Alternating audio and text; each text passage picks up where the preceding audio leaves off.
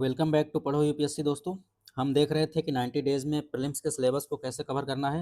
आज है strategy class 4 और लास्ट क्लास में हमने हिस्ट्री के सिलेबस को समझा था और आज हम देखेंगे पॉलिटी का जो सिलेबस है उसके लिए क्या स्ट्रेटजी होनी चाहिए जिससे कि हम 20 डेज में पॉलिटी का सिलेबस कवर कर सकें। तो आइए डे 1 में देखते हैं। डे 1 में हम चैप्टर जो ले रहे हैं वो है हमारा हिस्टोरिकल बैकग्राउंड। हिस्टोरिकल बैकग्राउंड में हम देखेंगे कि जितने भी हमारा जो कॉन्स्टिट्यूशन का बनने का जो डेवलपमेंट रहा है हमारी हिस्ट्री में उसके बारे में हम समझेंगे कि कैसे अंग्रेज आए और कॉलोनियल जो रूल रहा इंडिया में वो दो फेज में हुआ था।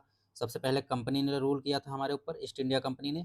उसने कुछ लॉज रेगुलेशंस वगैरह लाए थे इंडिया में, उसको इम्प्लीमेंट किया था। और वैसे ही आगे जो हमारा 1857 का रिवॉल्ट होता है उसके बाद हमारा क्राउन जो इंग्लैंड की क्वीन है उसके पास रूल चला जाता है, तो वहाँ से हमारा डायरेक्टली रूल होने लगता है। तो उसमें क्या क्या चेंजेस हुए, तो ये हमारे कॉन्स्टिट्यूशन को डेवलप जो हुआ है, कॉन्स्टिट्यूशन हमारा जो बना है उसमें बहुत महत्वपूर्ण योगदान देते हैं। तो इस चीज़ को हम देखेंगे कि जो हमारा रहा है ये फेज उसमें क्या क्या डेवलपमेंट हुए हैं। तो डे 1 में इसको कवर कर लेंगे। आइए देखते हैं नेक्स्ट डे। सेकेंड डे का जो मैंने लिया है उसमें आपको कवर कर लेना है features of the constitutions. Feature में जैसे रिटेन है, अनरिटेन है, यूनिटरी है, फेडरल है कॉन्स्टिट्यूशन, या फिर रिजिड है, कुछ डेमोक्रेसी है, और आपकी जो रिपब्लिक है या मोनार्की है, ये सब चीज़ें जो फीचर्स हैं कॉन्स्टिट्यूशन का। और इंडियन कॉन्स्टिट्यूशन का क्या फ़ीचर है मेन, वो देख लेंगे हम। ठीक है दोस्तों, तो आइए सेकेंड डे में हमारा फीचर्स हो गए और उसके बाद इसको अच्छे से कवर करने के बाद हम डे 3 में चलते हैं। डे 3 में हमारा जो पॉलिटी का मेन पार्ट आता है इंडियन कॉन्स्टिट्यूशन का, उसमें हमारा देखते हैं प्रियम्बल देख लेंगे। फिर हमारा जो संविधान है, हमारा जो कॉन्स्टिट्यूशन है उसमें आर्टिकल्स हैं, पार्ट्स हैं, शेड्यूल्स हैं। कितने शेड्यूल्स हैं टोटल, शेड्यूल्स के बारे में टोटल पढ़ लेंगे यहाँ पे। टोटल ओरिजिनली 8 शेड्यूल थे, अभी 12 हो चुके हैं ऐड होके। उसके बाद अमेंडमेंट्स देखना है। अमेंडमेंट्स में ये नहीं देखना कि यहाँ पे कि क्या क्या अमेंडमेंट्स हुए, अमेंडमेंट में देखना है कि अमेंडमेंट इंडियन कॉन्स्टिट्यूशन में होता कैसे है, अमेंडमेंट के लिए क्या क्या मेजोरिटी चाहिए होती है, उस मेजोरिटी को भी यहाँ कवर कर लेंगे। तब जब इसके बाद हम यहाँ से पार्ट 1 से जब स्टार्ट करेंगे पढ़ना तब हमें जाकर चीज़ें समझ में आएंगी। तो ये सब चीज़ें हमको कवर करना पड़ेगा डे 3 में, जिससे कि हमारा थोड़ा-सा जो वो पॉलिटी है उसमें हमारा दिक्कत ना आए। आइए डे 4 में देखते हैं। तो दोस्तों हम यहाँ पे डे 4 में देखते हैं कि जो हमारा पार्ट 1 है, पार्ट 1 में क्या है, यूनियन एंड इट्स टेरिटरी। इस चीज़ को कवर कर लेंगे। इसमें 4 आर्टिकल्स हैं, इसमें सारे चीज़ देख लेंगे। और जो आर्टिकल 2 और 3 है इसमें इंपॉर्टेंट है, उसमें देखेंगे कैसे उसमें प्रोसीजर होता है, उस चीज़ को भी ध्यान में रखेंगे। और इसके बाद हम सिटीजनशिप जो हमारा है उसको हम थोड़ा-सा अच्छे से देख लेंगे। तो ये दोनों चैप्टर एक दिन में कवर हो सकते हैं। ये दोनों उतनी बड़ी चीज़ नहीं है कि इसके लिए 2 दिन देना पड़े, तो एक दिन में इसको कवर कर लेंगे दोस्तों। और आइए नेक्स्ट डे चलते हैं। तो हमने यहाँ पे ले लिया है फंडामेंटल राइट के लिए 3 डेज़। जी हाँ दोस्तों, बिल्कुल ये बहुत इंपॉर्टेंट पार्ट होता है और इसको 3 डेज़ दीजिए आराम से, और इसके बारे में जितना भी डिटेल हो सके सब चीज़ पढ़ लीजिए थोड़ा ध्यान से। और इसमें जो रीज़नेबल रिस्ट्रिक्शंस वगैरह होते हैं उसको भी ध्यान से पढ़िएगा। तो इसमें हमारे टोटल 6 राइट्स होते हैं और वो 6 राइट कहाँ-कहाँ होते हैं उस चीज़ को भी ज़रा ध्यान से देखिएगा, और जो इसमें थोड़ा-सा आगे पीछे का जो डेफिनिशन वगैरह है उसको भी ध्यान से समझ लीजिएगा। तो आइए 3 डेज़ हमारा फंडामेंटल राइट के लिए हो गया। और इसके बाद हम देखते हैं 8th जो हमारा डे है, 8वें दिन हम क्या करने वाले हैं, डीपीएसपी को कवर करेंगे और फंडामेंटल ड्यूटीज़। ये 2 चैप्टर हम 8वें दिन में कवर कर लेंगे। तो फिर इसके बाद 9th डे हमारा जो है, 9th और 10th डे। अब यहाँ पे दोस्तों थोड़ा-सा आप अपने हिसाब से इसको कर सकते हैं। या तो आप यहाँ पे 9th और 10th डे में मेरे हिसाब से कर लीजिए कि एग्जीक्यूटिव जो है, एग्जीक्यूटिव पार्ट को आप कवर कर लीजिए, यूनियन का भी और स्टेट का भी। एग्जीक्यूटिव में क्या-क्या आते हैं, प्रेसिडेंट आते हैं यूनियन पे, vice president, prime minister and council of minister, CAG आते हैं, और अटॉर्नी जनरल ऑफ इंडिया, ये सब चीज़ें आती हैं। तो ये आपके हो गए यूनियन का एग्जीक्यूटिव। वैसे ही स्टेट एग्जीक्यूटिव में गवर्नर हो गया, chief minister and council of minister, और एडवोकेट जनरल ऑफ स्टेट जो होता है, ये चीज़ें आती हैं। तो या तो आप इस तरीके से कवर कर लें 2 दिन में, तो यूनियन और स्टेट पे दोनों, क्योंकि ये जो एग्जीक्यूटिव है वो थोड़ा-सा सिमिलर बॉडी है यूनियन पे भी, स्टेट पे भी, तो इन दोनों को साथ में ही पढ़ना ज़्यादा बेटर होगा। जैसा कि अगर आप यूनियन पे पूरा ही पढ़ रहे हो, एग्जीक्यूटिव, लेजिस्लेचर यूनियन का पढ़ लिए, फिर स्टेट का जो है आपका, स्टेट पे जो एग्जीक्यूटिव और लेजिस्लेचर है उसको पढ़ लीजिए 2-2 दिन करके। तो आप अपने हिसाब से रख सकते हैं। या तो आप एग्जीक्यूटिव, यूनियन और स्टेट एक साथ पढ़ लीजिए, या फिर इस यूनियन का एग्जीक्यूटिव और लेजिस्लेचर दोनों एक साथ पढ़ लीजिए, तो ऐसा भी आप कर सकते हैं।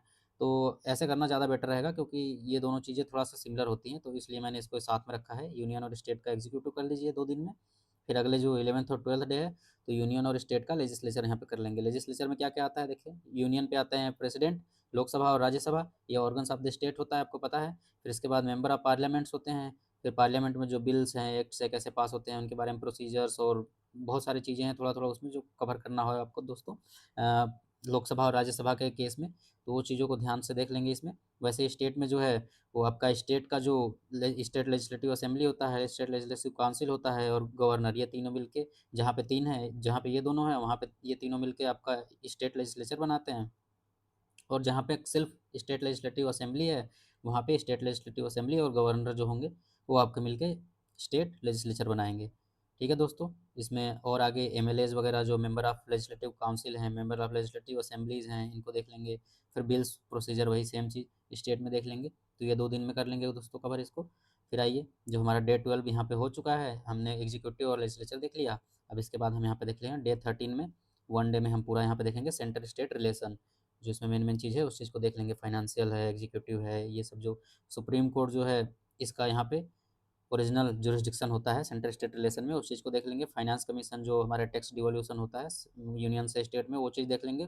जीएसटी काउंसिल में स्टेट का क्या रोल है, सेंटर का क्या रोल है, इन चीज़ों को थोड़ा समझेंगे।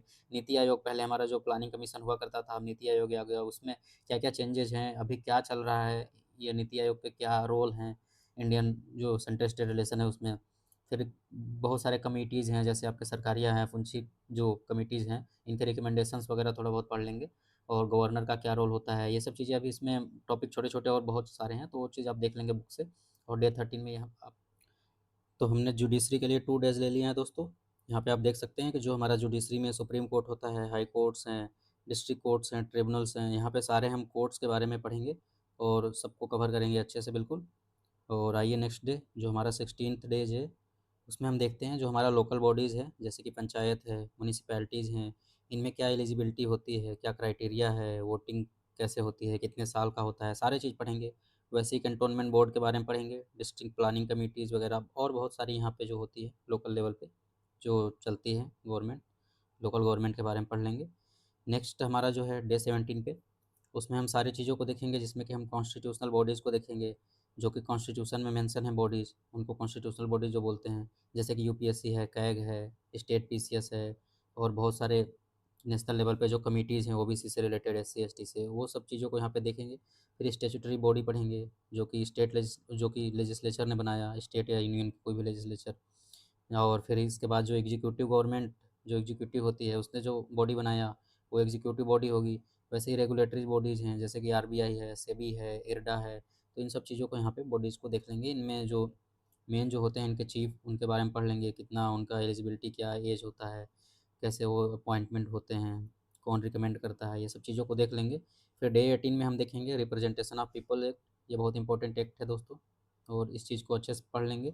और हमारे जितने भी मेजर अमेंडमेंट्स हुए हैं वो चीज़ों को यहाँ पे हम देख लेंगे अच्छे से, इम्पोर्टेंट अमेंडमेंट्स वगैरह जो रिप्रेजेंट ऑफ पीपल एक्ट में जो हुआ है, रिप्रेजेंटेशन ऑफ पीपल एक्ट में।